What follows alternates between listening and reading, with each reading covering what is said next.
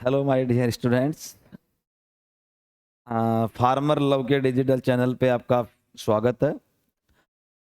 कृषि पर्यवेक्षक की इस सेकंड क्लास में आज अपन पढ़ने जा रहे हैं उर्वरक। देखिए, सॉइल साइंस के दो सबसे इंपॉर्टेंट टॉपिक्स है। नंबर एक, मृदा, जिसमें कि अम्लीय, लवणीय और क्षारीय मृदाओं का वर्गीकरण, उनके सुधार से संबंधित क्वेश्चंस जो आते हैं वो अपन ने कल पढ़ा। आज जो अपना सेकंड टॉपिक है उर्वरक का, एक पोषक तत्वों का। कोई भी एग्जाम हो एग्रीकल्चर में, मोस्ट ऑफ जो अगर बात करें अपन कृषि पर्यवेक्षक का हो चाहे वो जेट का हो, उर्वरक और पोषक तत्वों का दोनों का क्वेश्चन डेफिनेट आता है। देखिए, मैं साथ में ऐड कर देता हूं। वैसे थोड़ा उर्वरक और पोषक तत्वों का एक साथ होना एक क्लास में थोड़ा कठिन होता है, लंबा ज्यादा हो जाता है। उर्वरक जो है और पोषक तत्व दोनों में से डेफिनेट क्वेश्चन आते हैं। 2 से 3 क्वेश्चन दोनों के संयुक्त रूप से आते ही आते हैं। उर्वरकों में किसी भी पोषक तत्व की मात्रा, किस फसल के लिए कौन सा उर्वरक महत्वपूर्ण है, उर्वरकों को कब देना चाहिए, किस मृदा में किस उर्वरक को देना चाहिए या नहीं देना चाहिए, पोषक तत्वों के वर्गीकरण में से, इसके अलावा पोषक तत्वों की कमी से होने वाले रोग, इनमें से क्वेश्चंस आते हैं। तो अपन आज बात करेंगे सबसे पहले उर्वरक की। देखिए, उर्वरक जो है भारत में सबसे पहले, भारत में ही नहीं विश्व में सबसे पहले जो बनाया गया उर्वरक है वो फास्फेटिक उर्वरक था, यानी कि सुपर फास्फेट था। क्या था? Super phosphate. इसे मात्र सुपर भी बोला जाता है। ठीक है, विश्व में भी सबसे पहले यही बनाया गया था और भारत में भी सबसे पहले यही बनाया गया था। भारत में सबसे पहले इसको 1906 में बनाया गया था। ठीक है, ये एक जनरल चीजें हैं, ये थोड़ा ध्यान रखने वाली बातें हैं इंट्रोडक्शन के तौर पर, अदरवाइज। ठीक है, तो सबसे पहले से 1906 में बनाया गया सुपर फास्फेट को, और 1845 समथिंग से इंग्लैंड में बनाया गया रॉक फॉस्फेट से और सल्फ्यूरिक अम्ल दोनों से मिश्रित करके। वो लेविस नाम के साइंटिस्ट ने, चलो छोड़िए उस चीज को। तो भारत में सबसे पहले 1906 में सुपर फास्फेट बना। तो क्वेश्चन पहला एक ये भी इंपॉर्टेंट होता है कि भारत में सबसे पहले बनाया गया उर्वरक कौन सा है? सुपर फास्फेट, या डायरेक्ट कभी कभार फास्फेट भी आ जाता है, सुपर वो नाम नहीं आता। कब बनाया गया? 1906 में। ठीक है, इसके बाद अमोनियम सल्फेट, इसके बाद यूरिया, फिर तो 1965 जैसे कि हरित क्रांति आई। हरित क्रांति के बाद तो उर्वरकों के उत्पादन और उपयोग दोनों में ही क्रांति आ गई। ठीक है, तो अब आगे सबसे मेन जो इसका जो टॉपिक है अपने, वो है उर्वरकों का वर्गीकरण। ठीक है, अब सबसे पहले वर्गीकरण से अपन स्टार्ट करेंगे और वर्गीकरण के डेफिनेट क्वेश्चन आते हैं क्लासिफिकेशन में से। देखिए, उर्वरकों का वर्गीकरण जो है वो सबसे पहला वर्गीकरण जो है वो है इनका पोषक तत्व की संख्या के आधार पर। देखिए, बहुत सारा वर्गीकरण है, अलग अलग है। पोषक तत्वों की संख्या के आधार पर, पोषक तत्वों की प्रतिशतता के आधार पर, पोषक तत्व की उपस्थिति के आधार पर, मृदा पर उसका प्रभाव कैसा है, अम्लीय है या क्षारीय है, उसके आधार पर। तो आज अपन वर्गीकरण पढ़ेंगे और वर्गीकरण में से ही क्वेश्चन आने की संभावना सबसे ज्यादा रहती है। ये सबसे हार्ड लगता है बच्चों को टॉपिक, लेकिन इसमें आपका पूरा क्लियर हो जाएगा बिल्कुल सरल भाषा में और बिल्कुल सिंपल लैंग्वेज में अपन उसको करेंगे। देखिए, पोषक तत्वों का जो वर्गीकरण है, जो पोषक तत्व की उपस्थिति के आधार पर, पोषक तत्व की उपस्थिति के आधार पर, देखिए, पोषक तत्व की संख्या जो उपस्थिति होती है उसके आधार पर, पोषक तत्व की संख्या कर देते हैं पहले, उपस्थिति की जगह की संख्या के आधार पर, पोषक तत्वों की संख्या के आधार पर उर्वरक जो होते हैं वो 3 टाइप के होते हैं। नंबर 1, वो एक होता है सरल उर्वरक, सरल को आप एकल भी बोल सकते हैं, बहुत सिंपल चीजें हैं। ठीक है, दूसरा होता है इसमें यौगिक उर्वरक,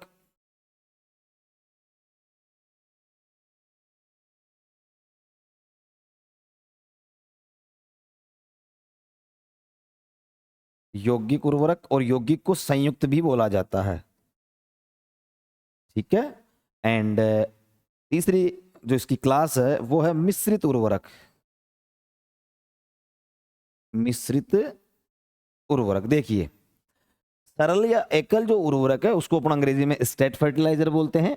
ठीक है, यौगिक या संयुक्त उर्वरक है, इसे अपन कंपाउंड फर्टिलाइजर बोलते हैं। और तीसरा है मिश्रित, मिक्स फर्टिलाइजर। सरल उर्वरक क्या है? सरल उर्वरक वो उर्वरक होते हैं जिसमें केवल एक प्राथमिक पोषक तत्व पाया जाता है। देखिए एनपीके आपके तीन जो हैं, तीनों प्राथमिक पोषक तत्व हैं। इन तीनों में से केवल एक पाया जाए, या तो नाइट्रोजन हो, या उसमें फास्फोरस हो, या उसमें पोटेशियम हो, तीनों में से केवल एक ही हो, उस उर्वरक को कहते हैं सरल या एकल उर्वरक। जैसे कि फॉर एग्जांपल, जैसे कि यूरिया, आज के जमाने में सबसे अच्छा सरल उर्वरक है यूरिया। यूरिया में केवल और केवल नाइट्रोजन होता है, ठीक है। कैल्शियम हो सकता है, फास्फोरस क्या नाम से मैग्नीशियम हो सकता है, सल्फर हो सकता है, जिंक हो सकता है, उससे कोई मतलब नहीं है। केवल प्राथमिक पोषक तत्वों में से केवल एक पोषक तत्व होना चाहिए वो, ठीक है। तो यूरिया में क्या होता है? केवल नाइट्रोजन होता है। इसी प्रकार आप बात कर सकते हैं एसएसपी की। एसएसपी में क्या होता है? केवल और केवल फास्फोरस होता है प्राथमिक में से, अदरवाइज सिंगल सुपर फास्फेट में कैल्शियम भी होता है और सल्फर भी होता है, लेकिन बात कर रहे हैं सिर्फ प्राथमिक में से फास्फोरस होता है। इसके अलावा जैसे अमोनियम नाइट्रेट हो जाएगा, अमोनियम सल्फेट हो जाएगा, बहुत सारे उर्वरक इनका उदाहरण है। अमोनियम सल्फेट, अमोनियम क्लोराइड हो जाएगा, ठीक है। चलिए आगे की बात करते हैं। यौगिक उर्वरक, ऐसे उर्वरक जिसमें एनपीके में से कोई दो उर्वरक पाए जाए, जैसे कि या तो नाइट्रोजन फास्फोरस हो, या नाइट्रोजन पोटेशियम हो, या उसमें पोटेशियम फास्फोरस हो। देखिए सिंपल सी बात है, या फिर तीनों हो, या फिर तीनों भी हो सकते हैं। ऐसा उर्वरक जिसमें प्राथमिक पोषक तत्वों में से दो या तीन पाए जाते हैं, अपन उसे कहते हैं यौगिक उर्वरक, ठीक है। यौगिक उर्वरकों को इसकी संख्या के आधार पर पुनः दो श्रेणियों में बांटा गया है, ठीक है। आप इसको भी पढ़ लीजिए, अदरवाइज ये इतना डीप जाने की अपने को जरूरत नहीं होती, फिर भी थोड़ी सी बात है। एक तो होता है पूर्ण उर्वरक और एक होता है अपूर्ण उर्वरक। पूर्ण उर्वरक और अपूर्ण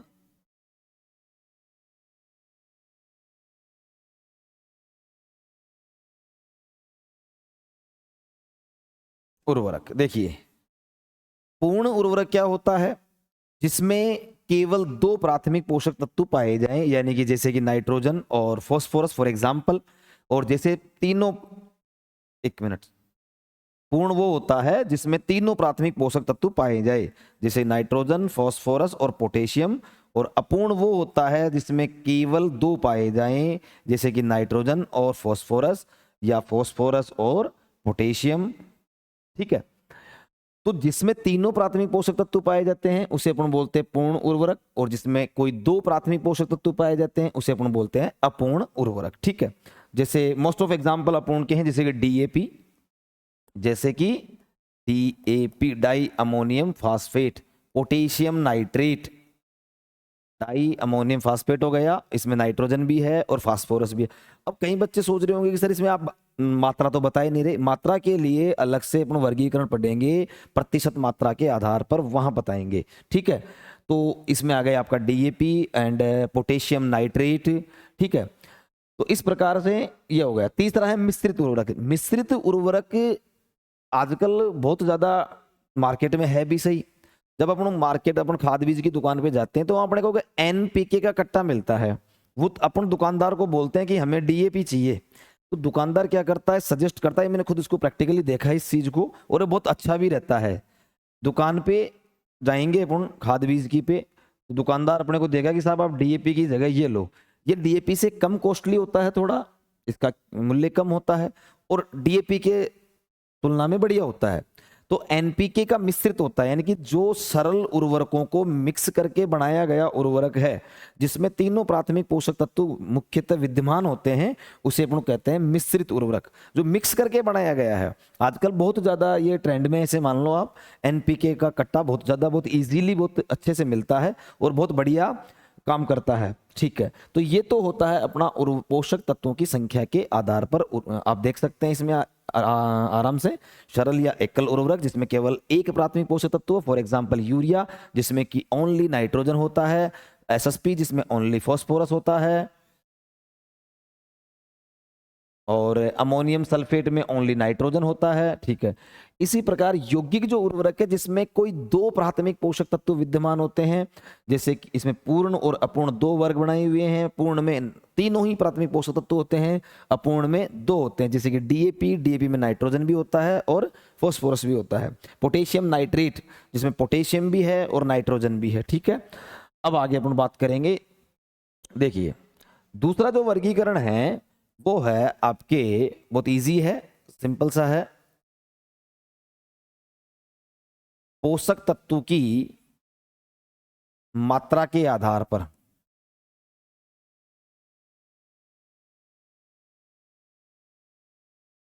पोषक तत्वों की मात्रा के आधार पर, परसेंटेज अमाउंट के आधार पर। देखिए ये दो वर्गों में विभाजित किया गया है। एक तो होता है उच्च विश्लेषक उर्वरक, बहुत सिंपल है, उच्च विश्लेषक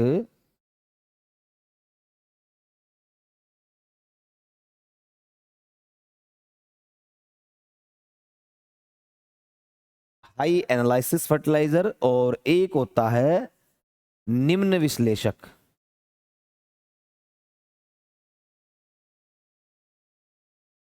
देखिए सिंपल सी बात है, अगर किसी उर्वरक में प्राथमिक पोषक तत्वों की मात्रा 25% से ज्यादा होती है तो उसे अपन कहते हैं उच्च विश्लेषक उर्वरक, और अगर किसी उर्वरक में प्राथमिक पोषक तत्व की मात्रा 25% से कम होती है तो उसे कहते हैं निम्न विश्लेषक उर्वरक। जैसे देखिए, लेकिन मात्रा सिर्फ बात कर रहे हैं एनपीके की, बात किसकी कर रहे हैं, सिर्फ एनपीके की। टोटल अमाउंट जो एनपीके का है वो 25% के ज्यादा होगा तो उसको बोलेंगे उच्च विश्लेषक उर्वरक, अगर 25% से कम होगा तो उसे बोलेंगे निम्न विश्लेषक उर्वरक। ठीक है, देखिए अब एग्जांपल यहां पे थोड़ा सा आपको ध्यान देना है, जैसे कि उच्च विश्लेषक में आप यूरिया रख सकते हो। क्या रख सकते हो एग्जांपल में, यूरिया, क्योंकि यूरिया में नाइट्रोजन कितना होता है आप सबको पता है, 46% नाइट्रोजन होता है। कितना होता है, 46। इसके बाद इसमें आप डीएपी एग्जांपल रख सकते हो, क्योंकि डीएपी में नाइट्रोजन होता है 18%, 18% नाइट्रोजन हो गया, और 46% इसमें फॉस्फोरस हो गया। तो वैसे फॉस्फोरस का अमाउंट ही 46 है। ठीक है, इसके अलावा आप इसमें केन रख सकते हो, कैल्शियम अमोनियम नाइट्रेट। केन में जो नाइट्रोजन होता है 26% नाइट्रोजन होता है। ठीक है, तो इस प्रकार से जिस किसी भी उर्वरक में प्राथमिक पोषक तत्वों की मात्रा, चाहे वो नाइट्रोजन की हो, चाहे वो फॉस्फोरस की हो, चाहे वो दोनों की तीनों की हो, अगर वो 25% से ऊपर है तो उसे कहते हैं उच्च विश्लेषक। निम्न विश्लेषक में क्या होते हैं, जिनमें मात्रा क्या हो, 25% से कम हो। For example SSP, for example SSP. अब एसएसपी में प्राथमिक पोषक तत्वों में से केवल फॉस्फोरस होता है, और वो भी होता है 16%। कितना होता है, 16% फॉस्फोरस। ठीक है, इसके अलावा आप इसमें जैसे कि सोडियम नाइट्रेट हो जाएगा। क्या हो जाएगा, सोडियम नाइट्रेट। आप इसका मतलब हिंदी में भी लिख सकते हैं सोडियम नाइट्रेट। ठीक है, तो सोडियम नाइट्रेट जो होता है, सोडियम नाइट्रेट में 16% नाइट्रोजन होता है। इसके अलावा कैल्शियम नाइट्रेट, कैल्शियम नाइट्रेट मैं सूत्र भी लिख देता हूं आपके लिए, तो इसमें 15% नाइट्रोजन होता है। तो इस प्रकार से जब किसी उर्वरक में, अभी आपको एक बार पूरे उर्वरकों में किस उर्वरक में किस पोषक तत्व की कितनी मात्रा होती है वो आपको अभी क्लियर करवाएंगे। ठीक है, तो कैल्शियम नाइट्रेट 15% नाइट्रोजन होता है। तो इस प्रकार से जिस किसी भी उर्वरक में नाइट्रोजन की मात्रा यदि प्राथमिक पोषक तत्वों की मात्रा अगर 25% से कम होती है तो उसे अपन बोलते हैं निम्न विश्लेषक उर्वरक। ठीक है, चलिए आगे की बात करते हैं। तो ये तो हो गया पोषक तत्वों की मात्रा के आधार पर। इसके बाद जो अपना वर्गीकरण है वो है पोषक तत्वों के आधार पर। देखिए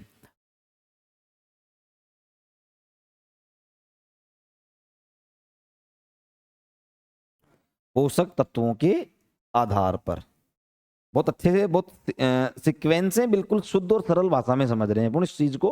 पोषक तत्वों के आधार पर जो है इनकी 3 कैटेगरी है, नाइट्रोजन युक्त उर्वरक, दूसरा है फास्फोरस युक्त उर्वरक जिसे अपन फास्फेटिक बोलते हैं, और तीसरा है पोटाशिक उर्वरक यानी कि पोटेशियम वाला। तो इसमें जो सबसे पहला जो है वो है नत्रजन उर्वरक। क्या है, नत्रजन। देखो उर्वरकों में से डेफिनेट क्वेश्चन आएंगे ही आएंगे, चाहे वो जैव उर्वरक में से भी आते हैं। जैव उर्वरक पोषक तत्व, इसमें से 100% 2 से 3 क्वेश्चन आपको देखने को मिलेंगे, चाहे वो सुपरवाइजर का एग्जाम हो, चाहे वो जेट का एग्जाम हो। 12th स्टैंडर्ड के एग्जाम में बहुत सिंपल क्वेश्चन आते हैं, ठीक है, और इससे इस क्लास से बाहर कुछ रहने वाला नहीं है, ठीक है। तो पोषक तत्वों के आधार पर नत्रजन उर्वरक हो गया। इसके अलावा जो सेकंड क्लास है वो होती है फास्फेटिक उर्वरक, यानी कि जिनमें फास्फोरस होता है, फास्फेटिक उर्वरक।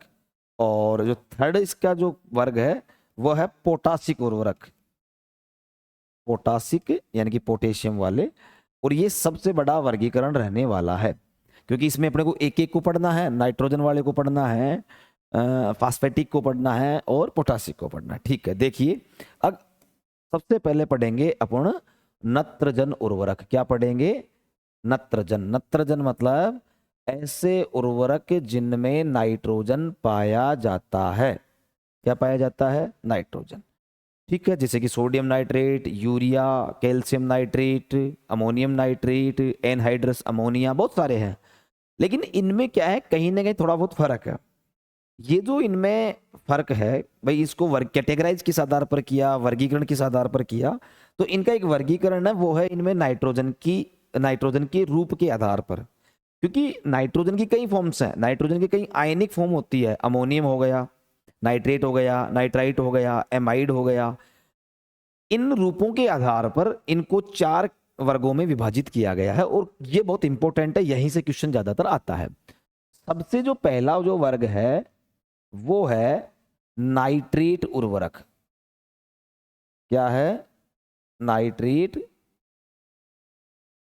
उर्वरक सबसे पहले, ठीक है। दूसरा है आपके अमोनिकल उर्वरक। मैं इन दोनों को साथ में इसलिए पढ़ा रहा हूं आपको, क्योंकि इन दोनों से क्वेश्चन आते हैं, इनका यूज कब करना चाहिए, किसका कब नहीं करना चाहिए, वो बहुत काम की चीज है। नाइट्रेट जो उर्वरक है, इसमें जो नाइट्रोजन की फॉर्म होती है वो नाइट्रेट आयन होती है, इसको नाइट्रेट बोला जाता है। NO3- जो होता है इसको, देखो एक और खास बात है, आपको थोड़ी चीज बीच में बता देता हूं। कोई भी पोषक तत्व हो, चाहे वो नाइट्रोजन हो, चाहे वो कैल्शियम हो, चाहे वो फास्फोरस हो, मैग्नीशियम हो, जब तक वो आयन के रूप में नहीं होता, जब तक पौधा उसे ग्रहण नहीं करता, उसका किसी भी तत्व का आयन के रूप में होना जरूरी है। कोई तत्व आयन कब बनता है? जब वो विद्युत आवेश, इलेक्ट्रिक चार्ज ग्रहण कर लेता है। अब आयन 2 ही होंगे, या तो धनायन या ऋणायन।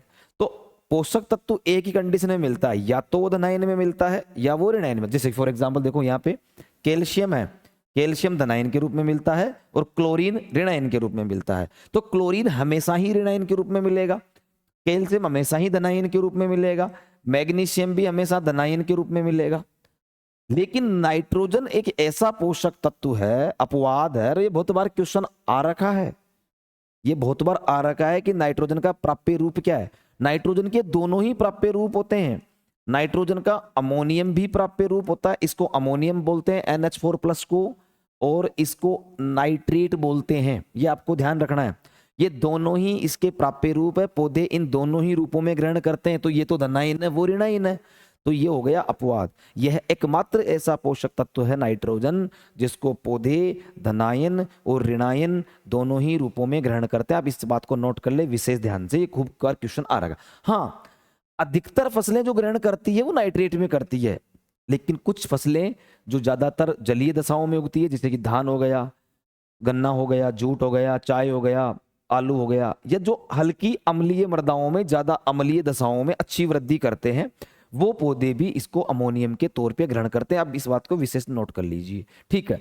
अब आगे की बात करते हैं, नाइट्रेट उर्वरक क्या क्या होते हैं।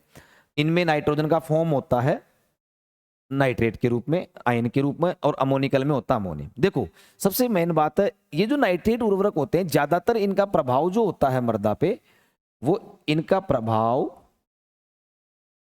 क्षारीय होता है। कैसा होता है? क्षारीय। आप इस बातों को ध्यान रखें, क्योंकि अधिकतर जो नाइट्रेट वाले उर्वरक होते हैं कैल्शियम या सोडियम के साथ होते हैं, ठीक है। दूसरी बात, जलमग्न दशाओं में, जिसको अपन बोलते हैं पानी भरने वाली दशा, जलमग्न दशाओं में कभी भी, या बहुत ज्यादा वर्षा वाले क्षेत्रों में कभी भी नाइट्रेट का प्रयोग नहीं करना चाहिए। जलमग्न क्षेत्रों के लिए उपयोगी नहीं है, के लिए अनुपयोगी। समझ रहे हो बात को आप? अब क्यों नहीं है, मैं इस चीज को आपको क्लियर कर देता हूं विद इन 1 मिनट। ठीक है, मृदा में क्या होता है, मृदा में मिट्टी के कण होते हैं, उसे अपन कोलाइड के तौर पे, ये थोड़ी अलग बात है, सोल केमिस्ट्री में चलती है। क्ले, क्ले समझ लो आप, ठीक है। तो क्ले जो होता है ये कोलाइड है, क्ले ह्यूमस वगैरह कोलाइड है। हमेशा कोलाइड पर ऋण आवेश रहता है, हमेशा नेगेटिव चार्ज रहता है। अब आप नेगेटिव वाला कोई भी आयन डालोगे इसके अंदर, मिट सोइल में कोई भी उर्वरक डालोगे जिसमें ऋणावेश वाला पोषक तत्व है, जैसे कि अपन बात कर रहे हैं नाइट्रेट की, हमेशा समान आवेश वाली चीजों में प्रतिकर्षण होता है, मतलब वो एक दूसरे के पास नहीं आती है। जबकि विपरीत आवेश वाला पास आता है, तो जो धनायन है वो तो इसके ऊपर चिपक जाएगा आकर, धनायन तो क्या हो जाएगा, चिपक जाएगा। और जो ऋणायन है वो इसके चिपकेगा नहीं, वो दूर रहेगा, जैसे कि वो अलग रहेगा।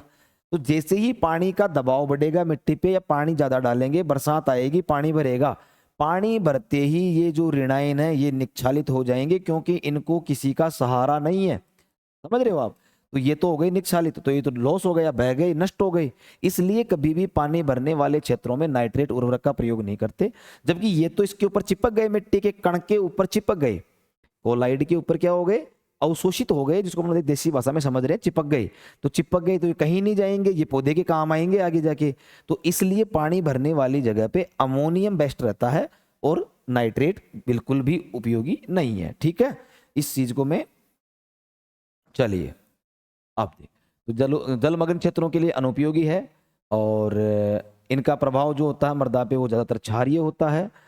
खड़ी फसल हेतु उपयोगी है, खड़ी फसल हेतु ज्यादा उपयोगी है ये। अब आपको इसके उदाहरण में समझा देता हूं, देखिए इसके जो उदाहरण में है, सबसे पहले एक है सोडियम नाइट्रेट। क्या है? सोडियम नाइट्रेट, देखो नाम में ही लग रहा है सोडियम नाइट्रेट। कैल्शियम नाइट्रेट, ठीक है। इसमें जो परसेंटेज अमाउंट होता है सोडियम नाइट्रेट में, नाइट्रोजन जो होता है वो होता है 16%, और इसमें जो नाइट्रोजन होता है कैल्शियम नाइट्रेट में 15%। ठीक है, आई होप आपको दिख रहा होगा। ठीक है, सोडियम नाइट्रेट में नाइट्रोजन होता है 16%, और कैल्शियम नाइट्रेट में होता है 16%। ठीक है, 15%, सोडियम नाइट्रेट 16% और कैल्शियम नाइट्रेट 15%। ठीक है, बिल्कुल एक्यूरेट है। तो अब इसके बाद आता है अमोनिकल उर्वरक। देखो अमोनिकल उर्वरक के बारे में अपन यहाँ लिखते हैं, इसका अपोजिट हो जाएगा सारा। अमोनिकल उर्वरक का प्रभाव हमेशा अम्लीय होता है। प्रभाव क्या होता है? अम्लीय होता है। अब ये बात मैंने आपको प्रीवियस क्लास जो मृदा वाली थी उसमें अच्छे से समझाया था। अब क्या समझाया था, एक बार दोबारा समझा देता हूं मैं। यहीं पे देखो, अभी मैंने थोड़ी देर पहले बोला अधिकतर फसलें नाइट्रोजन को नाइट्रेट के तौर पे ग्रहण करती है। अपने पास अमोनियम है, अमोनियम का जब नाइट्रेट में परिवर्तन होता है तो इस क्रिया को नाइट्रीकरण बोलते हैं। आप इस चीज को ध्यान भी रखें, बहुत बेसिक जानकारी भी है और ये बहुत जरूरी भी है। क्वेश्चन भी आता है, अमोनियम का नाइट्रेट में परिवर्तन होना क्या कहलाता है? नाइट्रीकरण। क्या कहलाता है? नाइट्रीकरण। तो जब ये नाइट्रीकरण की क्रिया होती है, जब हाइड्रोजन आयन बनते हैं, और जब हाइड्रोजन आयन बनेंगे तो मृदा कैसी होगी? अम्लीय। इसलिए अपन कह सकते हैं कि अमोनिकल उर्वरकों का प्रभाव मृदा पे क्या होता है? अम्लीय होता है। देखो अपन ने यहाँ पे लिखा जलमग्न मृदाओं के लिए उपयोगी नहीं है, यह जलमग्न मृदाओं के लिए उपयोगी है, बढ़िया है, क्योंकि इनका लीचिंग द्वारा लॉस नहीं होता है। जलमग्न मृदा हेतु उपयोगी है। ठीक है, कुछ फसलों के लिए तो बेहतर उपयोगी है, जैसे कि धान के लिए, गन्ना के लिए अमोनियम वाले उर्वरक बहुत ज्यादा बढ़िया होते हैं उनके लिए। ठीक है, चलिए एग्जाम्पल देखिए इनके। एग्जाम्पल में है ammonium sulphate, ammonium sulphate, ammonium chloride. Ammonium जो सल्फेट होता है इसमें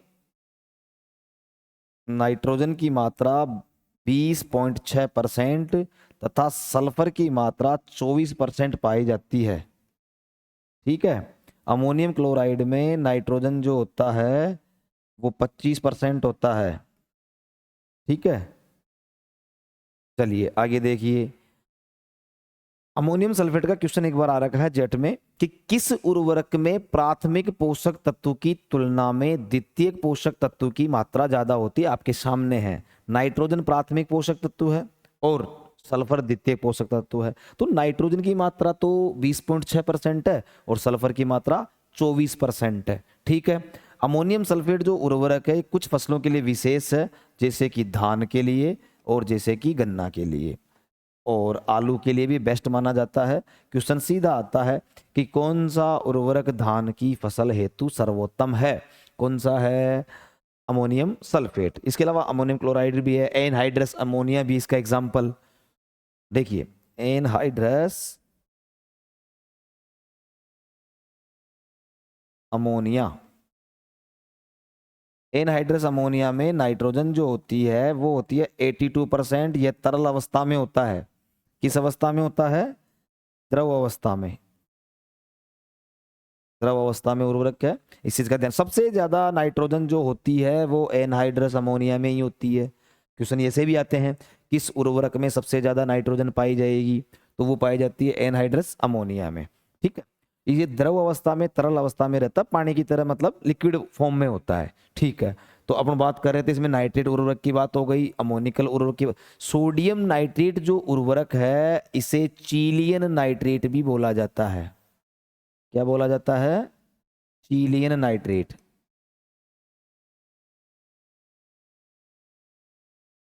देखो इनका प्रभाव क्यों होता है क्षारीय? क्योंकि इसमें सोडियम है, कैल्शियम है। सोडियम और कैल्शियम की अधिकता का हमेशा क्षारीय प्रभाव होता है। ठीक है, तो आप ये बेसिक जाने के क्वेश्चन कैसे भी हो सकता है, किस उर्वरक का प्रयोग धान की फसल में नहीं करना चाहिए? तो आपको वहां ये देखना है कि कौन सा नाइट्रेट वाला। जितने भी अमोनियम वाले हैं उनका प्रयोग आप पानी वाली दशाओं में कर सकते हो, अधिक वर्षा वाले क्षेत्रों में कर सकते हो, कोई दिक्कत नहीं है, क्योंकि उनका लॉस नहीं होता है। तीसरी जो इसमें क्लास थी वो है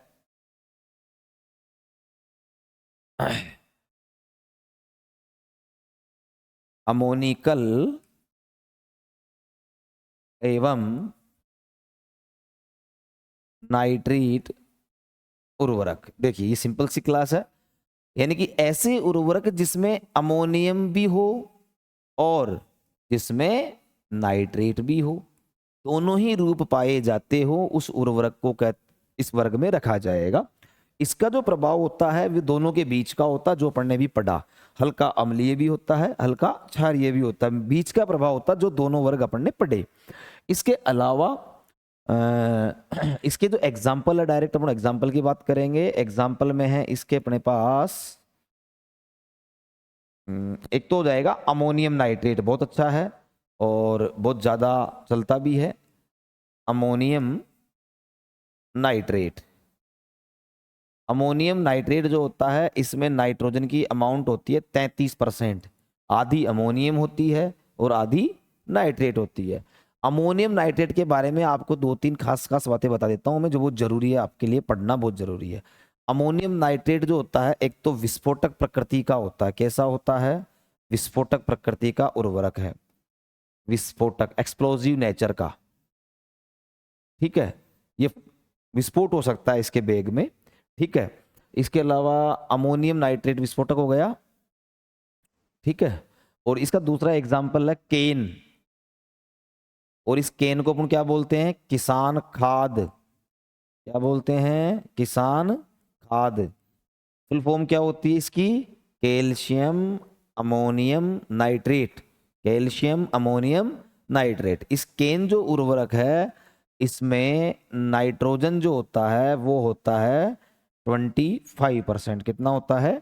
25%। ठीक है, इसके अलावा इसमें कैल्शियम भी होता है 8.1%। कितना होता है? 8.1% इसमें कैल्शियम भी होता है। ये रिसेंटली अभी जो जेट का पेपर हुआ था उसमें आया था, कैल्शियम का अमाउंट कितना होता है, 2023 के या 22 के पेपर में आया था रिसेंटली, मतलब थोड़ा पीछे के में।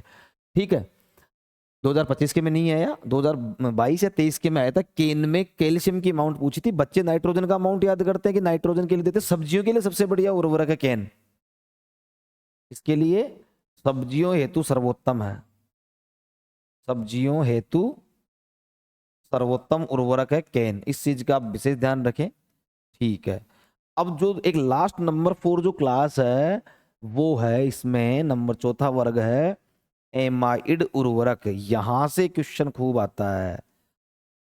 एमाइड उर्वरक, एमाइड में जो रूप होता है वो NH2 होता है। भाई साहब पौधे NH2 में तो ग्रहण ही नहीं करते, तो फिर एमाइड का क्या काम।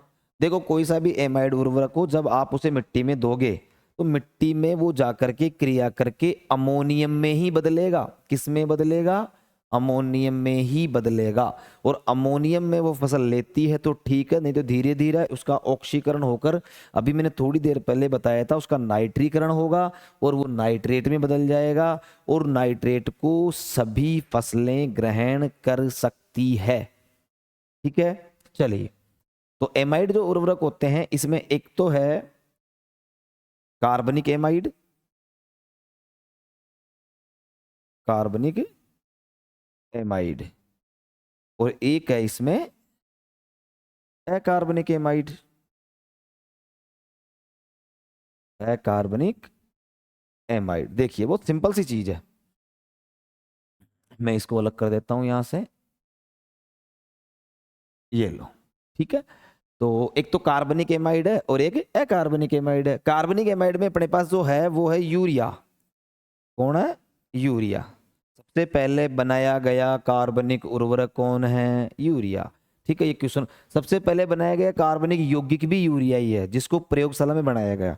आप इसको उर्वरक की दृष्टि से पढ़ लीजिए, चाहे केमिस्ट्री में, ऐसे भी एक काम की बात है, एक जनरल नॉलेज की बात है कि देखो पहले कार्बनिक यौगिकों को प्रयोगशाला में बनाया नहीं गया था, तो सबसे पहले बनाया गया जो कार्बनिक एक कार्बनिक पदार्थ जो लैब में बनाया गया, जो प्रयोगशाला में बनाया गया, वो यूरिया ही था।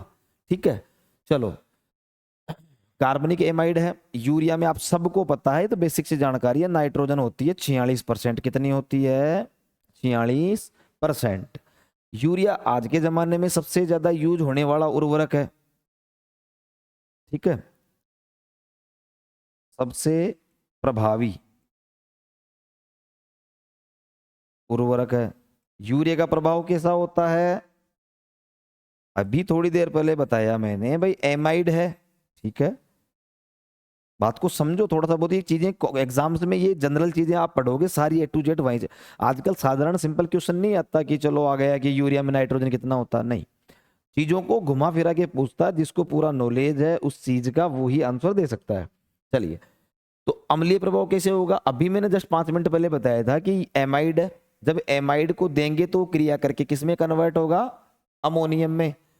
अमोनियम कन्वर्ट हो गया, फिर अमोनियम का ऑक्सीकरण होकर क्या बनेगी, नाइट्रेट, जिसे अपन क्या बोलते हैं, नाइट्रीकरण। और नाइट्रीकरण में हाइड्रोजन बनती है, मैं आपको कम से कम 5 से 7 बार बता चुका प्रीवियस क्लास में और इस क्लास में। तो हाइड्रोजन बनेगी उस क्रिया से, तो मिट्टी कैसी होगी, अम्लीय। तो यूरिया का प्रभाव कैसा होता है मृदा पर, अम्लीय होता है।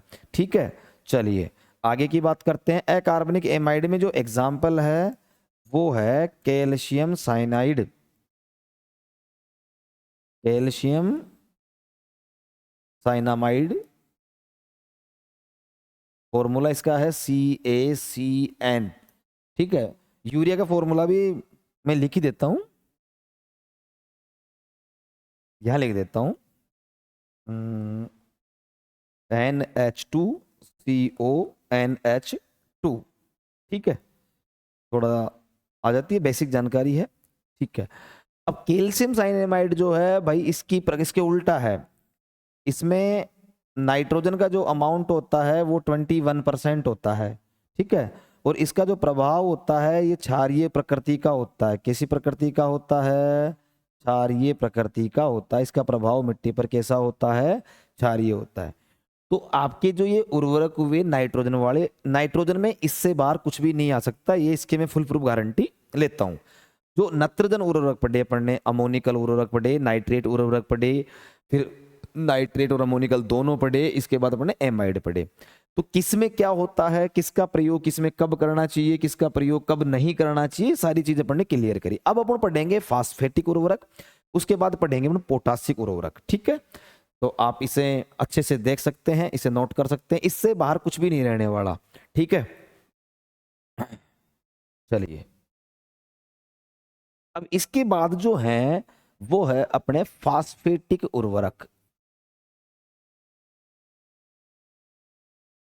फास्फेटिक उर्वरक, फास्फेटिक उर्वरक का मतलब क्या होता है कि जिनमें फास्फोरस पाया जाएगा। हाँ, हो सकता है फास्फोरस के साथ और चीजें भी हो, लेकिन फास्फोरस भी पाया जाएगा, फास्फोरस तो मेन रहेगा, जो फास्फोरस के स्रोत है मेनली। फास्फेटिक उर्वरकों को अपन 3 कैटेगरी में डिवाइड करते हैं। सबसे घुलनशीलता के आधार पर इन्हें 3 वर्गों में विभाजित किया गया है। देखो, पहला जो वर्ग है वो है जल विलेय। क्या है? जल विलेय। ठीक है। दूसरा जो वर्ग है वो है साइट्रेट विलेय। साइट्रेट विलेय। और तीसरा जो वर्ग है, देखिए अपन एक साथ तीनों को क्लियर कर लेंगे। तीसरा जो वर्ग है वो है दोनों में अविलेय। दोनों में अविलेय। अब तो नई दिक्कत हो गई, जब दोनों में न तो पानी में घुल रहा न साइट्रेट। साइट्रेट मतलब सिट्रिक अम्ल, जो एक प्रकार का कार्बनिक अम्ल है जो मृदा में जीवांश पदार्थ के विच्छेदन से बनता है। क्लियर? ऐसा नहीं कि कोई मृदा में जाकर के नींबू निचोड़ दिया भाई उससे साइट्रिक अम्ल बनेगा उसमें घुलेगा, ऐसा नहीं है। साइट्रिक अम्ल हो गया, सिट्रिक अम्ल के अलावा एसिटिक अम्ल हो गया, प्यूमेरिक हो गया, ग्लूकोरोनिक, प्रोपियोनिक, ये सारे के सारे जो कार्बनिक अम्ल जिसे अपन बोलते हैं, ये सारे के सारे कार्बनिक अम्ल मृदा में बनते हैं। जीवांश पदार्थ जो मृदा में कार्बनिक पदार्थ होता है, पादपों के, जीव जंतुओं के, फसलों के जो अवशेष होते हैं, उन अवशेषों के विच्छेदन से मृदा में अम्ल बनते हैं। ठीक है, चलिए आगे की बात करते हैं। जल विलेय जो उर्वरक है ये किस मृदा में प्रभावी है? पहली बात तो यह हल्की क्षारीय व उदासीन मृदा में प्रभावी है। किस मृदा में प्रयोगी है? हल्की क्षारीय और उदासीन मृदा है और आप उसमें फास्फोरस देना चाहते हो तो आप उसमें जल विलेय का प्रयोग कीजिए। भी एग्जाम्पल की बात करेंगे। साइट्रेट विलेय जो होते हैं इनका प्रयोग जो होता है हल्की अम्लीय मृदा में। किसमें? हल्की अम्लीय मृदा में आप इनका प्रयोग कर सकते हो। अगर आप मान लो किसी मृदा का पीएच मान 6 है, 6.2 है, तो वो हल्की अम्लीय है और उसमें आप फास्फोरस देना चाहते हो तो आपके लिए इस वर्ग वाले साइट्रेट विलेय उर्वरक सबसे बेहतर रहेंगे। आप ये वाले दोगे तो उनका इतना अच्छा प्रभाव नहीं होगा क्योंकि उनकी वहां पर घुलनशीलता कम है। चलिए, दोनों में विलेय इस प्रकार की, ये अधिक अम्लीय मृदा में ज्यादा प्रयोगी है। अधिक अम्लीय मृदा में ज्यादा प्रयोगी है साहब। ठीक है, आगे की बात करते हैं। जो जल विलेय है सबसे मेन है इनके एग्जांपल्स। जो जल विलेय हुए चाहे साइट्रेट विलेय हुए चाहे आपके दोनों में विलेय, देखिए उदाहरण में सबसे पहले है इसमें एसएसपी। कौन है? एसएसपी। टीएसपी का नाम सुना है? ये सारे पुलिस अधिकारी हैं टीएसपी। एसएसपी का मतलब होता सिंगल सुपर फास्फेट, डीएसपी का मतलब होता डबल सुपर फास्फेट और टीएसपी का मतलब होता ट्रिपल सुपर फास्फेट। इसके अलावा डीएपी तो आप सब जानते ही जानते हैं, DAP di ammonium phosphate, MAP mono ammonium phosphate. देखिए ये उर्वरक सबसे ज्यादा प्रचलित है। जो भी अपन बात करें तो अपने यहाँ पर ज्यादातर किसानों द्वारा डीएपी, एसएसपी और नाइट्रोजन वालों में से यूरिया ये सबसे ज्यादा प्रयोग किया जाता है। डीएपी को अपन ने थोड़ी देर पहले पढ़ा था अमोनियम वाले उर्वरक, वहां पर भी आप रख सकते थे इसको क्योंकि इसमें नाइट्रोजन का जो रूप होता है वो अमोनियम होता है। चलिए, तो एसएसपी सिंगल सुपर फॉस्फेट में क्या क्या होता है, कितना होता है, उसकी अपन बात करते हैं। क्वेश्चन यहीं से आता है, बहुत बार आ रखा है। एसएसपी में फास्फोरस की जो मात्रा होती है वो होती है 16%। ठीक है, कैल्शियम की जो मात्रा होती है वो होती है 19% और जो सल्फर की जो मात्रा होती है वो होती है 12.5 या फिर 13%। मेरे कहने से आप एसएसपी में तीनों ही चीजों को याद रखना। एसएसपी का कई बार क्वेश्चन आ रखा है। अभी 2024 में एसकेएन यूनिवर्सिटी का जो सुपरवाइजर का पेपर हुआ था उसमें भी पूछा था एसएसपी में सल्फर की मात्रा कितनी होती है। ठीक है, तो आप इस चीज का एसएसपी के मामले में तीनों इंपॉर्टेंट है। डीएसपी टीएसपी में केवल फास्फोरस की मात्रा डबल और ट्रिपल हो जाएगी, जैसे कि डबल सुपर फास्फेट में हो जाएगी फास्फोरस 32%, उनकी मात्रा में फर्क नहीं आएगा, और टीएसपी में हो जाएगी 48%। तो मैं इतने ये इंपॉर्टेंट नहीं है, लेकिन एसएसपी बहुत इंपॉर्टेंट है। एसएसपी आज के जमाने में बहुत ज्यादा प्रयोग किए जाने वाला उर्वरक है। तो आपको एसएसपी के बारे में तीनों बात, ये एक इंपॉर्टेंट चीज मैं आपको लास्ट में बताऊंगा कि किसी उर्वरक की मात्रा को कैसे निकालते हैं। जैसे कि अपने पास क्वेश्चन होता है कि एक किसान अपने 1 हेक्टेयर के गेहूं के खेत में 50 किलो नाइट्रोजन देना चाहता है, उसके पास डीएपी उर्वरक है या उसके पास यूरिया उर्वरक है, तो बताओ कितनी मात्रा दें। ये एक प्रैक्टिकल क्वेश्चन है वैसे तो, लेकिन बहुत जरूरी है, क्वेश्चन खूब आते हैं, तो उसका भी अपन बाद में बात करेंगे। इसके लिए आपको एक चीज पता जरूर होनी चाहिए, किस उर्वरक में किस पोषक तत्व की मात्रा कितनी होती है, आप तब जाकर ही वो क्वेश्चन कर सकते हो, अदरवाइज नहीं कर सकते। सीधी बात, नो बकवास, आपको पता तो होना चाहिए। इसलिए आप ये पहले पढ़िए कि किस उर्वरक में किस पोषक तत्व की मात्रा कितनी होती है। चलिए, डीएपी में फॉस्फोरस अभी मैंने थोड़ी देर पहले बता दिया था 46 टू 48 होता है, कोई दिक्कत नहीं है, और 46 टू 48 होता है। नाइट्रोजन 16 से 18 होता है, एक ही बात है। एमएपी में जो फॉस्फोरस होता है वो बिल्कुल पूरा होता है, 46 का 46। नाइट्रोजन कम रहता है, इसमें नाइट्रोजन लगभग 11 से 13% होता है।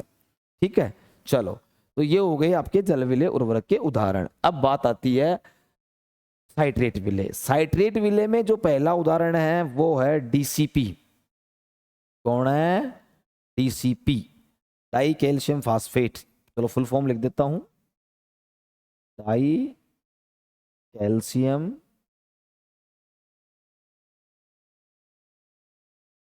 फास्फेट। कई बार तो देखो यहां से सिंपल क्वेश्चन आता है, निम्न में से कौन सा जल विलेय है, निम्न में से कौन सा साइट्रेट विलेय। ये बहुत इंपॉर्टेंट है, इस चीज को आप ध्यान रख लेना, ये बहुत महत्वपूर्ण जो है, यहां से क्वेश्चन आते ही आते हैं। ठीक है, चलो दूसरा है इसमें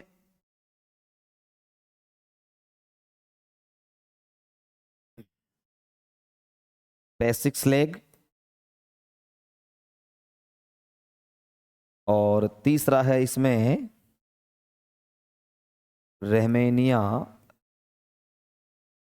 फास्फेट। ये तीन उर्वरक आपके इसमें शामिल है। ठीक है, अब आ जाओ साहब आप अधिक अम्लीय की, जो अपन बात कर रहे थे, अधिक अम्लीय वाले वर्ग में कौन कौन और शामिल है। एक मिनट, आप जब तक इनको देखिए एक बार।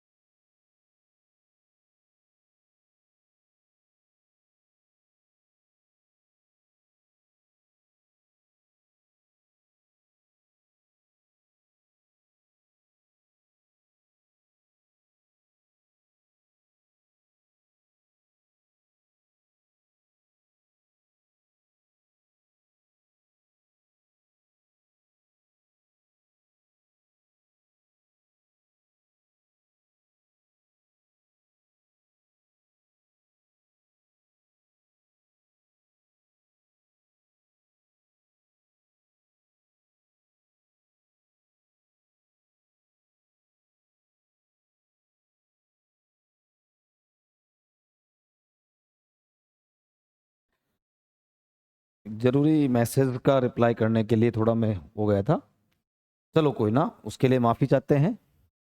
देखिए, हाँ अपन बात कर रहे थे साइट्रेट विले, हम जिनका प्रयोग अपन हल्की अम्लीय मृदाओं में करते हैं, डीसीपी, बेसिक स्लेग और एमए। डीसीपी में जो फॉस्फोरस का अमाउंट होता है वो होता है 33 से लेकर के 38% तक। कितना होता है? 33 से 38%।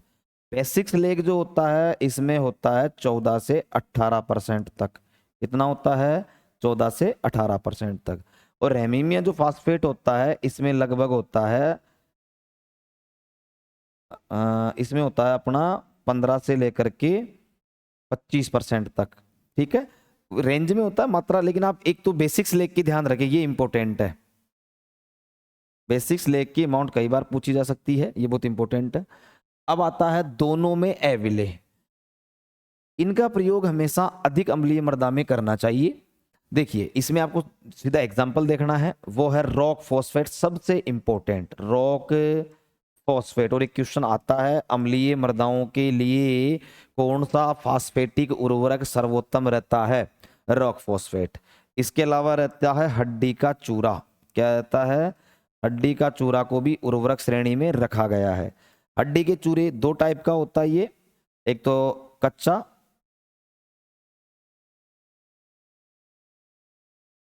और एक वाष्पित। साधारण जिसे आप बोल सकते हो साधारण हड्डी का चूरा, एक वाष्पित हड्डी का चूरा, steamed bone meal.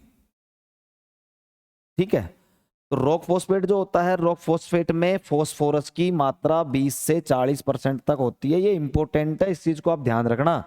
Rock phosphate बहुत बार पूछा जाता है कि अम्लीय मृदाओं में किस फास्फोरिक उर्वरक का प्रयोग करना चाहिए। सीधा पूछ सकता है घुमा फिरा के, फास्फोरस देने के लिए अम्लीय मृदा है तो आप किस उर्वरक का चयन करेंगे, फलाना ढिमका करके। ठीक है, तो रॉक फॉस्फेट का प्रयोग करेंगे। हड्डी के चूरे दो टाइप का होता है। साधारण जो होता है, साधारण में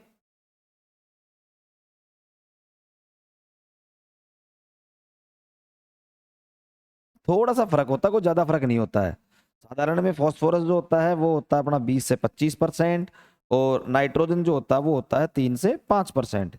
इसी प्रकार जो वाष्पित हड्डी का चूरा होता है,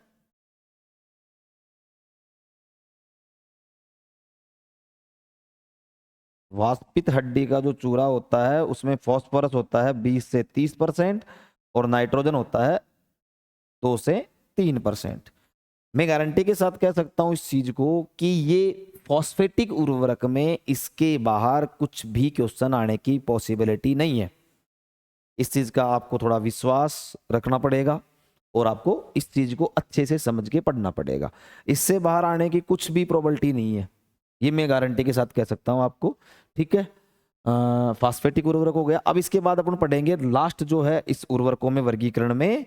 आप एक बार अच्छे से इसको देख लीजिए ताकि आप इसको राइट डाउन कर सके।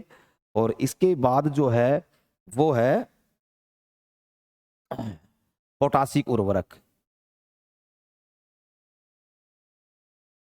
पोटासिक उर्वरक, देखिए पोटासिक उर्वरक जो है यानी कि जो पोटेशियम की सप्लाई देते हैं। ऐसे उर्वरक जो किस उर्वरक पोषक तत्वों की सप्लाई देते हैं? जो अपने को पोटेशियम की सप्लाई देते हैं। इन उर्वरकों को अपन दो कैटेगरी में बांटते हैं, बहुत जल्दी, बहुत आसान, बहुत सरल भाषा में देखिए। क्लोराइड युक्त, क्लोराइड युक्त जिसमें कि क्लोरीन पाया जाता है। दूसरा क्या है? क्लोराइड विहीन जिसमें क्लोराइड नहीं पाया जाता है। क्लोराइड विहीन, सिंपल सी बात है, जिसमें क्लोराइड नहीं पाया जाएगा। एक तो जिसमें क्लोराइड पाया जाएगा साथ में, दूसरा जिसमें क्लोराइड नहीं पाया जाएगा। इसमें सबसे बढ़िया जो इसका एग्जाम्पल है वो है पोटेशियम क्लोराइड। कौन है? Potassium chloride. Potassium chloride, potassium chloride को क्या बोलते हैं अपन? एक और नाम है इसका म्यूरेट ऑफ पोटास। यही नाम ज्यादा आता है एग्जाम में, पोटेशियम क्लोराइड नहीं आता है। Muriate of potash, MOP, muriate of potash. Muriate का मतलब होता है मुख्य, म्यूरेट ऑफ पोटास। तो पोटेशियम का आज भारत में सबसे ज्यादा पोटेशियम देने के लिए इस उर्वरक का प्रयोग किया जाता है, MOP का प्रयोग किया जाता है। इसमें जो पोटेशियम की मात्रा जो होती है वो होती है K2O, घुलनशील पोटेशियम की मात्रा जो होती है 60% होती है। मिनिमम 58% तो होनी ही चाहिए, वैसे होती 60 है, ठीक है, लेकिन आपको एक चीज बता रहा हूं मैं, उर्वरक नियंत्रण अध्यादेश के अनुसार, जो फर्टिलाइजर कंट्रोल ऑर्डर है उसके अनुसार कम से कम 58% तो होनी चाहिए। अगर 58% से कम इसमें पोटेशियम है तो फिर वह उर्वरक सही नहीं है, वो प्रयोग करने योग्य नहीं है, ठीक है। तो 58% होना चाहिए। देखिए अब इसकी एक विशेष बात आपको अपन बताने जा रहे हैं, कुछ फसलों के लिए यह प्रयोगी नहीं है। अब वो क्यों नहीं है उसकी बात करेंगे। देखो गन्ना, तंबाकू, आलू, या फिर आप सोलेनेसी लिख लीजिए, ठीक है। सोलेनेसी में आलू टमाटर बैंगन मिर्च आ जाएगा, सोलेनेसी। इन फसलों के लिए में यह प्रयोगी नहीं है। अब ये क्यों नहीं है इसकी बात करेंगे। ये सबसे खास बात है इसकी, आप इसको विशेष तौर से ध्यान रखें। गन्ना, तंबाकू, आलू और जो सोलेनेसी वाली फसलें हैं जैसे कि आलू हो गया, मिर्च हो गया, टमाटर हो गया, उनमें यह प्रयोगी नहीं है। क्यों नहीं है? देखो इसमें आपको पोटेशियम क्लोराइड में क्लोरीन दिख रहा है, मैं आपको यहां समझा देता हूं इस चीज को, क्या दिख रहा है? क्लोरीन।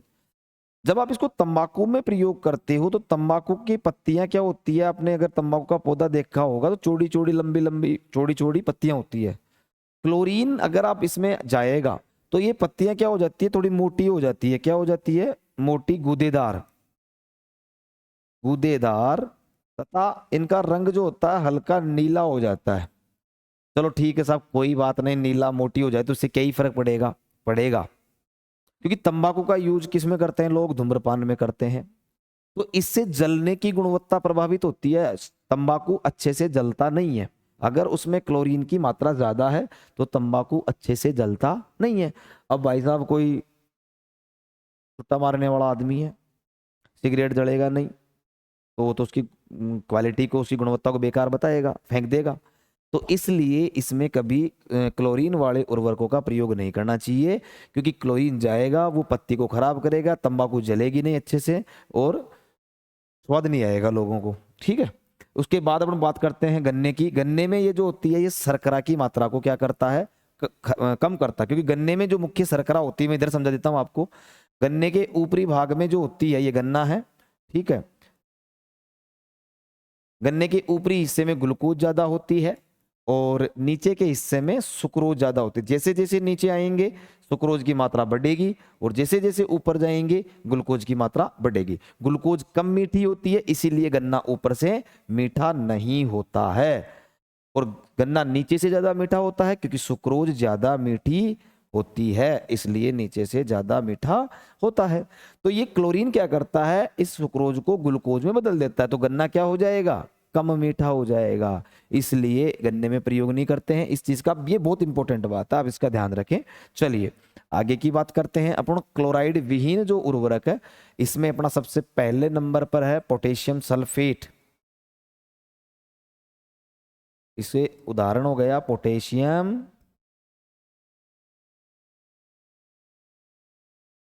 सल्फेट। इसे सल्फेट ऑफ पोटास भी बोला जाता है, SOP, sulphate of potash, SOP। इसमें जो पोटेशियम की मात्रा होती है वो होती है 48 to 50%। कितनी होती है पोटेशियम की मात्रा? 48 to 50%। देखिए जो पोटेशियम सल्फेट जो उर्वरक है वो इन फसलों में तो आप दे ही नहीं सकते, गन्ना में, तंबाकू में, आलू में, ये पोटेशियम क्लोराइड। वैसे पोटेशियम क्लोराइड सबसे ज्यादा प्रयोग किया जाने वाला उर्वरक है। वैसे पोटेशियम क्लोराइड सबसे ज्यादा उर्वरक किए जाने वाला पोटेशियम युक्त उर्वरक है, बट जिन फसलों में आप पोटेशियम क्लोराइड का प्रयोग नहीं कर सकते उन फसलों में आपको पोटेशियम सल्फेट देना चाहिए। तो क्वेश्चन क्या आता है? क्वेश्चन आता है गन्ना या तंबाकू की फसल में पोटेशियम देने के लिए सर्वोत्तम उर्वरक कौन सा है? कौन सा है? Potassium sulphate. इसका दूसरा जो उदाहरण है वो है पोटेशियम नाइट्रेट। क्या बोलते हैं इसे? Potassium nitrate. क्या बोलते हैं? Potassium nitrate. ठीक है, ये इसमें पोटेशियम जो होता है वो होता है 43% और नाइट्रोजन जो होता है वो होता है 13%। सब्जियों के लिए सर्वोत्तम है ये, सॉरी फल वृक्षों के लिए, फल वृक्षों हेतु सर्वोत्तम। मैं आपको गारंटी के साथ कह सकता हूं कि आप इस क्लास को लेने के बाद आप किसी भी प्रैक्टिस सेट में, किसी भी नोट्स में, किसी भी कोचिंग के आप प्रैक्टिस सेट को या प्रैक्टिस क्वेश्चंस को, एमसीक्यूज को सोल्व कीजिए, इससे बाहर कोई क्वेश्चन नहीं होगा। आप करके देख लीजिए इस चीज को। हम भी आपको प्रैक्टिस सेट देंगे, अपन जल्द ही इसके लिए लाइव कोर्सेज कर रहे हैं शुरू 1-2 दिन में। फिर उसके बाद अपन इसमें प्रैक्टिस सेट भी देंगे आपको ऑनलाइन। ठीक है, चलिए इसकी बात कर रहे हैं आपको आगे। तीसरा जो इसका उदाहरण है वो है पोटेशियम कार्बोमेट।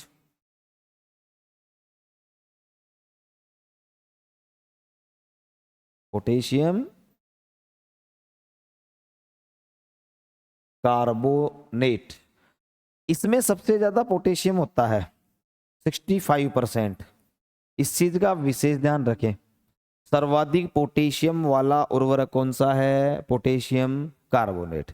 ठीक है, तो देखो जो पोटेशियम क्लोराइड बिकता है, क्लोराइड विहीन भी। आप इसमें एक और चीज देखें, जो सामान्य जो मृदा है, नॉर्मल जो उपजाऊ मृदा है, अच्छी मृदा है, उसके लिए पोटेशियम क्लोराइड ही बढ़िया रहता है। थोड़ा आपको फसल का ध्यान रखना है। पोटेशियम सल्फेट वगैरह लवणीय वगैरह मृदा में नहीं दे सकते, क्योंकि ये लवणता को और बढ़ाएगा, क्योंकि इसमें सल्फेट है, तो इससे लवणीयता क्या होगी? और ज्यादा बढ़ेगी। तो ये आपके आज अपन ने क्या क्या पढ़ा? आज अपन ने पोटेशियम उर्वरकों का वर्गीकरण पूरा पढ़ा।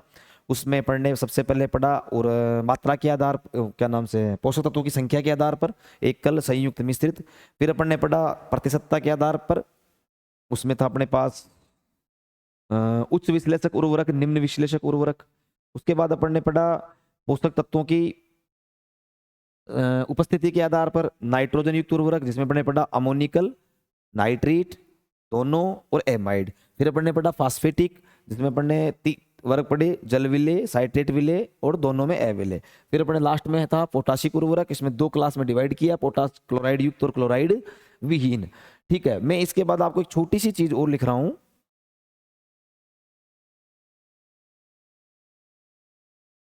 ये तो आप मैं दोबारा लिखता हूं इसको तो।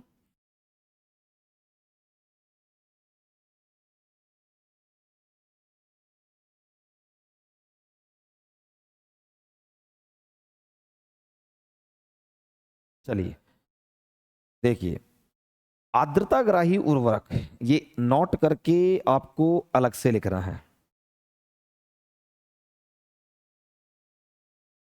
हाइग्रोस्कोपिक नेचर के आर्द्रताग्राही उर्वरक।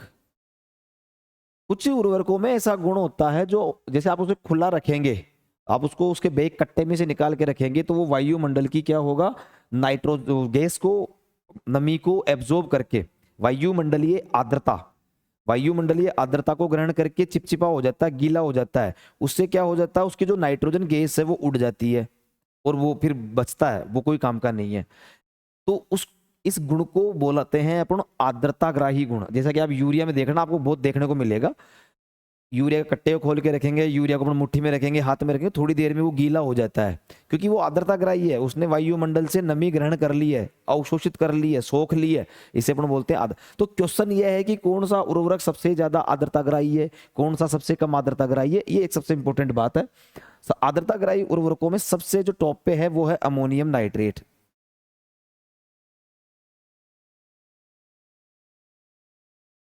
Ammonium nitrate.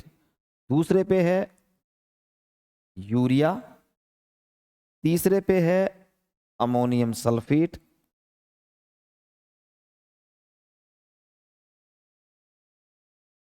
आप इन 3 का विशेष ध्यान रखें। ठीक है, ये बहुत काम की बात है। आर्द्रताग्राही उर्वरक क्वेश्चन आता है, सबसे ज्यादा आर्द्रताग्राही कौन सा है, या क्वेश्चन आ जाता है आर्द्रताग्राही के अनुसार उर्वरकों का सही क्रम है। इसके बाद आ जाएगा अपने पास अमोनियम क्लोराइड। क्या आ जाएगा? Ammonium chloride. तो जो नाइट्रोजन वाले ही होते हैं, ये एक और खास बात है, नाइट्रोजन वाले ही आर्द्रताग्राही होते हैं। ठीक है, आई होप आपको अच्छे से समझ में आया होगा।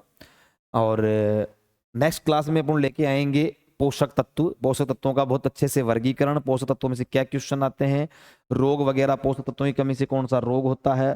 पोषक तत्वों में मोस्ट ऑफ जो क्वेश्चन आता है वो दो जगह से आता है, एक तो उनके वर्गीकरण में से, और एक पोषक तत्वों की कमी से होने वाले रोगों में से। कभी कभार पोषक तत्वों के महत्वपूर्ण कार्यों में से भी क्वेश्चन आता है।